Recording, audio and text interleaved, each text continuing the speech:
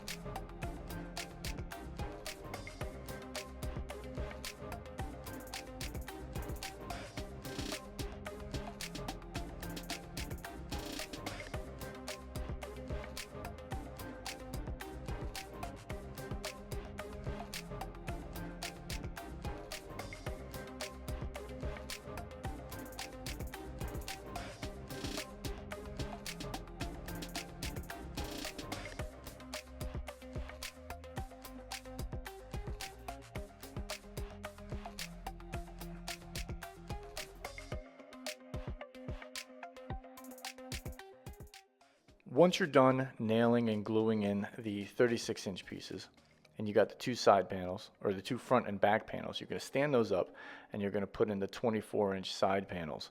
Then you're going to do the same thing, glue and nail them in.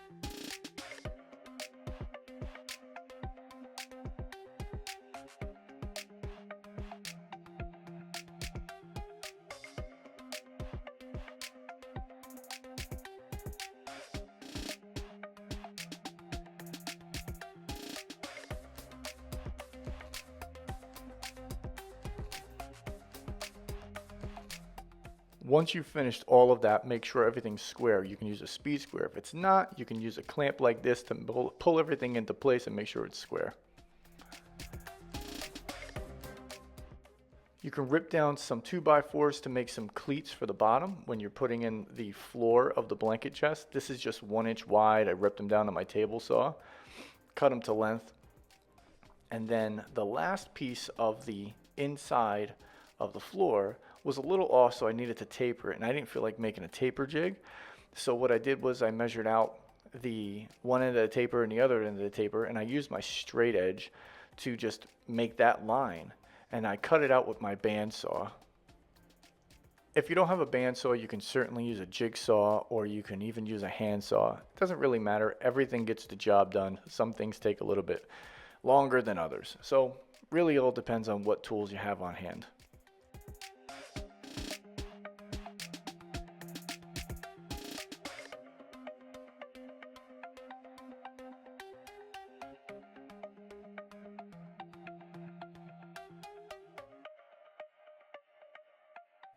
As you can see, it fit right in. Just making sure before I glue and nail everything back into place.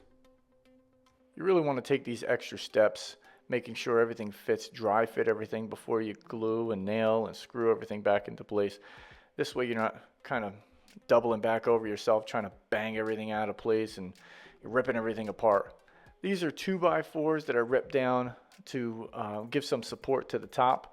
I just pre-drilled some holes in the top to give screws in each board. This will prevent buckling or bowing, caving in over time on the top when the wood decides to settle. Again, this was just for me. I didn't edge joint anything. I didn't glue anything together. I just made this for my basement, and worked out great. Put some 45-degree angles on those. This piece was to support the hinges on the back, and all I did was glue and brad nail this in. That's the new Ryobi brad nailer. Well, new to me. It's the older model. Mine one kind of kicked the bucket. It was just misfiring like crazy and shooting, not burying nails, and it was horrible. This thing is like 800 pounds, and I hate that about it, but other than that, it works great. The hinges, here's a cool trick with hinges if you're trying to figure out how to get them to be lined up on the lid. Take the pin out of the hinge, and once you screw in the hinge on the base, on the carcass, put the hinge back in. Just lay it in there without the pin. Get some double-sided tape. You'll see me doing that here soon. And lay it on top of the hinge. When you lay the lid back on top of the carcass, and you line everything up and you press it down, those hinges will get stuck to the bottom of the lid, telling you exactly where to pre-drill and put your hinges. Awesome trick. Saves you a lot of time, a lot of measuring, and a lot of headache.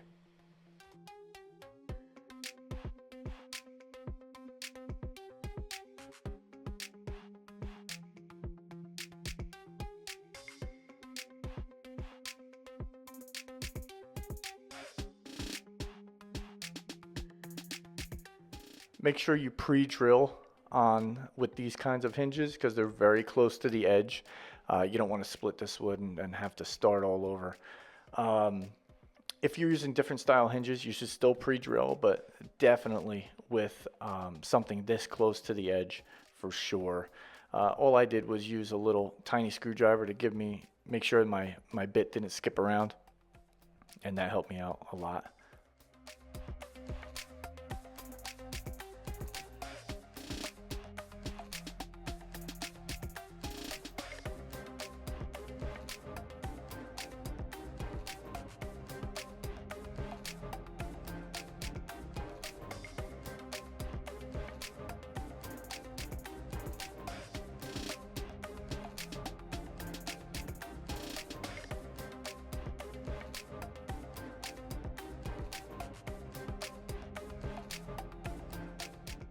Testing the lid, making sure it'll keep the robbers in there when I lock them in.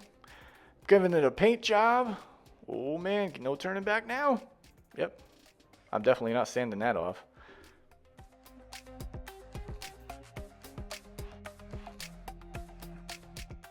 Luckily, this turned out way better than I expected it to. I had a vision in my head. I wasn't sure how it was going to come out, and it looks fantastic. Decided to go with paste wax for the top because I don't like polyurethane. I don't like any kind of chemicals. I like natural oils and stuff like that. And this really makes the wood shine and look fantastic. It did the same thing for the inside of the box.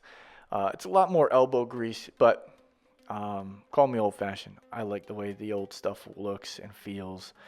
It makes you just, I don't know, you feel the wood when you use wax, and I like that. Bought this Harbor Freight polisher and buffer, and it works awesome. It's 13 bucks. I couldn't ask anything more from this thing. If you want something with more weight to it, definitely spend a little bit more money, or a lot more money, because this is not it. It is super light, but it works great for what I'm doing.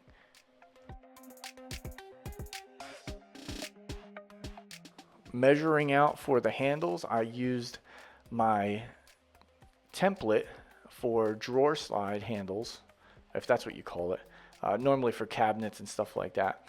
And I just measured for the center, left to right, and center up and down.